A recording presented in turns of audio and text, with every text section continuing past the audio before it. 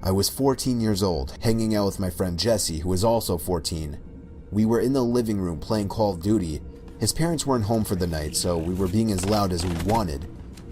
We were doing nothing but playing video games and eating junk food all night, and eventually, since his parents weren't home, he convinced me to just stay over for the night. So after Jesse went upstairs to go to the bathroom, I went downstairs to call my mom in private and tell her I would be staying over. By the time I got back upstairs, Jesse was back, and he just stared at me with a confused look on his face. I asked him what was wrong, and he said he thought that I was upstairs as he thought he heard someone in the bedroom next to the bathroom. I assured him I was downstairs making a phone call, and he just looked back upstairs with a concerned look. He walked upstairs and I followed him. He stopped at the door to the bedroom and put his ear up against it. He then opened the door and peeked into the room. It was dark, but I could see there was enough light in there to be able to scan the room. We didn't see anything, so he shut the door.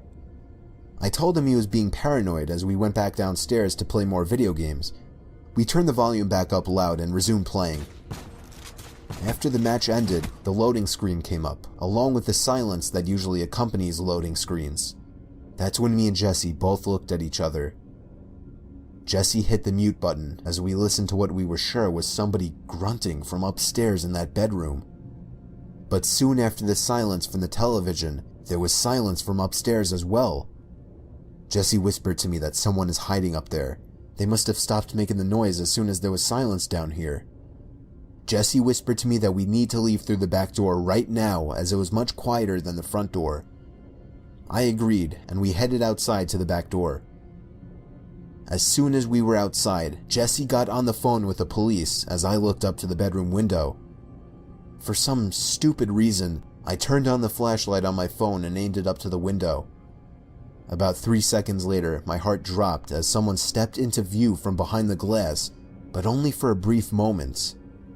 They seemed to crouch down under the window after spotting us. Jesse saw it too. That's when we actually took off down the block. We only came back when we saw a police car parked outside with its lights on. Jesse unlocked the front door for the two cops, and they went inside to investigate. As me and Jesse were outside waiting by the car, we saw him. Him, as in the guy who was surely at the window. He was coming out from the backyard, walking really fast, yet also clearly trying to keep quiet. This man was really tall, like 6'5" or something, and he looked to be mid-40s. Me and Jesse ran inside and screamed for the cops to come outside, but by that time he was gone, and we had no idea which direction he could have gone in.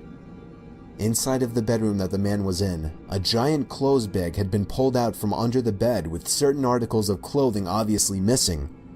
There was also money missing from the desk drawer, and the desktop computer had been turned on. We never saw or heard of this man again.